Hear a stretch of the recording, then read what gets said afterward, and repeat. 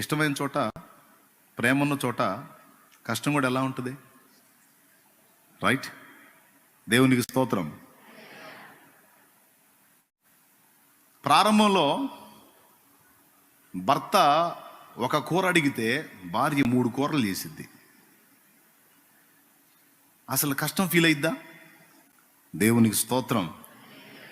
Same భర్త కూడా మూర పూలు అడిగితే భార్య 3 మూరలు తెస్తాడు. అస్సలు కష్టం ఫీల్ అవుతాడా? స్తోత్రం. ముక్కు పొడగ అడిగితే మెడలోకి చైన్ వేపిస్తాడు. అస్సలు కష్టం ఫీల్ అవుతాడా? నో. ప్రారంభంలో వాళ్ళిద్దరికి ఉండేటువంటి ఆ ప్రేమ సరైనటువంటి పాళ్లలో ఉన్నందున, కొలతలో ఉన్నందున ఈమె కోసం ఆయన పడే ప్రయాస ఆయన కష్టం అనిపించదు. ఆయన కోసం ఏమో 3 కూరలు చేసినా 30 కూరలు చేసినా ఏమో కష్టం అనిపించదు. వచ్చిన తర్వాత కొసరు వడ్డిస్తుంటే 1 కూర అనుకున్నాను 3 చేసావే నువ్వు అంటే చాలా కష్టపడ్డట్టున్నావు నువ్వు, నిన్ను చాలా శ్రమ పెట్టినట్టున్నానని ఏం మాట్లాడితే ఏం కష్టం అండి, తినండి, ఇంకొంచెం చేసేదా, ఇది బాగుంటుంది. అసలు నాకు ఇదేం కష్టం, అసలు నాకేమనిపించలే, అసలు మిమ్మల్ని జ్ఞాపకం చేసుకుంటూ చేశాను, అసలు నాకేమనిపించలే. 3 ఏంటి 30 అయినా చేస్తాను మీకోసం. హలో, అవునా కదా? Praise the lord. హల్లెలూయా. రాను పేషెంట్లు అవుతారు ఇద్దరు. అంటే ఉండాల్సిన సమతుల్యత దెబ్బతిని ఇది ఫస్ట్ లవ్ ఎఫెక్ట్ అయ్యి ఇద్దరికి ఒకరికొకరు పెనుభారం అయిపోతారు. 3 కూరలు వండే మనిషి 1 కూర వండి వాడి మొహాన వేయటమే కష్టం. ఎందుకైనా మంచిదని సీజన్లో 5-6 రకాల పచ్చళ్ళు పెట్టి లైన్లో పెట్టుకుంటారు. దేవునికి వందనాలన్న, దేవునికి స్తోత్రం కలుగును గాక. ఏం చేస్తారు?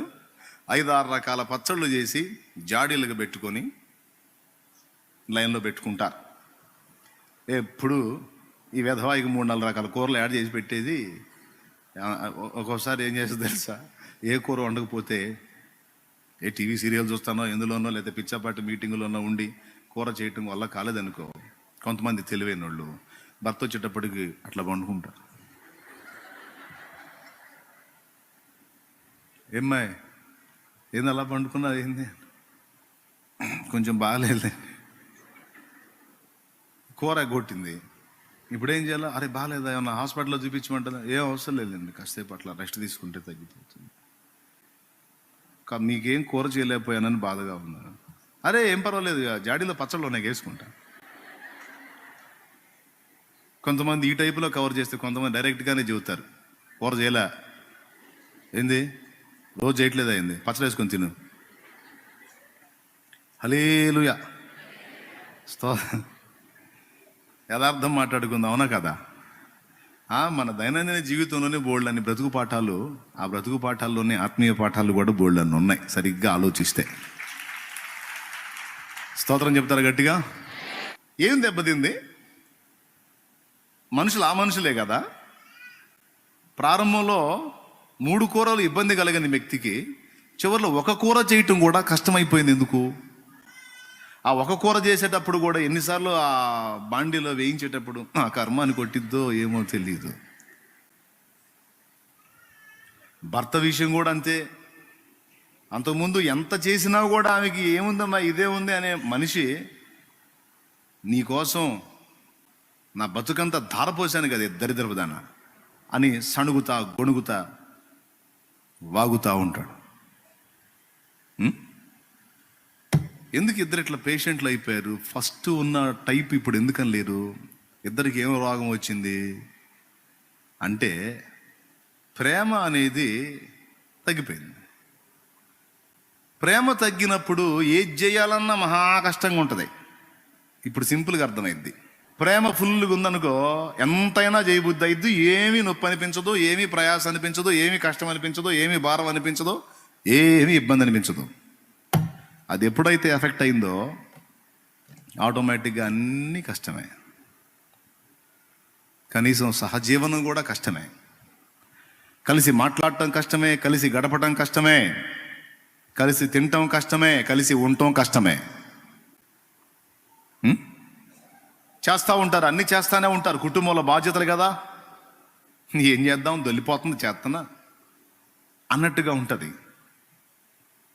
మ్యారేజ్లో జోక్ చెప్తూ ఉంటాను నేను. కొత్తగా పెళ్ళైన భార్యాభర్తలు వైట్ అండ్ వైట్ వేసుకొని, చట్టా పట్టాలు వేసుకొని, ఒక తార్ రోడ్డు మీద జోరును వర్షం పడుతుంటే అతుక్కొని వస్తున్నారంట. ఏం పాట పాడుకుంటూ వస్తున్నారు మొత్తానికి. ఇద్దరు, ఒకరు ఈ చెయ్యి అటు పోయింది, ఆయన చెయ్యి ఇటు వచ్చింది, ఇద్దరు అట్లా పట్టుకుని రోడ్డు మీద, తార్ రోడ్డు మీద జోరును వాన పడుతుంది, నడుచుకుంటూ వెళ్ళిపోతున్నారు.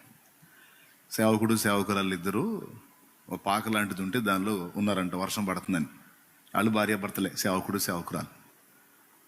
వీళ్ళు కొత్త జంట. వాళ్ళు రోడ్డు మీద వెళ్తున్నారు. పాస్టమ్ గారు చూసి ముచ్చటపడి, ఏమండి క్రొత్త జంట అనుకుంటాను, క్రొత్తగా పెళ్ళైనట్టుంది, అసలు వాళ్ళు ఎంత అన్యోన్యంగా ఉన్నారు కదా, అసలు వాళ్ళు హత్తుకున్నారు కదా, వారి మధ్య గాలి కూడా జొరబడే అవకాశం లేదు కదా, ఏమంటారు అందట. అప్పుడు ఆయన అన్నాడు నిట్టూర్పు పిడిచి, ఇప్పుడు గాలి కూడా జొరబడదు, ఇంకో సంవత్సరం తర్వాత వాళ్ళ మధ్య గడ్డి లారీ కూడా పోయిద్ది అన్నాడు. గడ్డి లారీ అంటే ఎంత ఉంటుంది? లారీ ఎంత అయితే దానికి మళ్ళీ అంత ఆ పక్క అంత ఈ పక్క ఉంటుంది అన్నమాట. అంటే అంత ఎడం వచ్చేసిద్ది అంటాడు. ఎందుకు వచ్చిద్ది అన్న పాయింట్కి ఆన్సర్ ఏంటంటే, ప్రేమ అనేది కొరబడిద్ది. కొన్ని విలువైన విషయాలు అందిస్తా దేవుని కృపలో, దేవుని నడిపింపులో. చాలా జాగ్రత్తగా వినండి. జస్ట్ ఏదో మిమ్మల్ని కాసేపు హాస్యంతో నవ్వించాలని ఈ మాటలు చెప్పట్లా. నయానో భయానో నవ్విస్తూనో కవిస్తూనో ఒక విలువైన పాఠాన్ని మీకు నేర్పాలనేది నా ఆరాటం. ప్రైజ్ ది లార్డ్, హల్లెలూయా. ఇక్కడ పాయింట్ ఏంటంటే, మనలో దెబ్బ తినకుండా ఎప్పటికీ బ్యాలెన్స్గా ఉండాల్సినవి కొన్ని ఉన్నాయి. అవి మనలో లాస్ అయినప్పుడు మన నుంచి ఆపోజిట్ ఫలితాలు వస్తుంటాయి. అవి మనలో బ్యాలెన్స్గా ఉన్నప్పుడు సత్ఫలితాలు వస్తుంటాయి మనలో నుంచి. మనందరం కూడా ఈ విషయాలని కేర్ఫుల్గా ఎప్పటికప్పుడు పరిశీలించుకుంటూ ఉండాలి.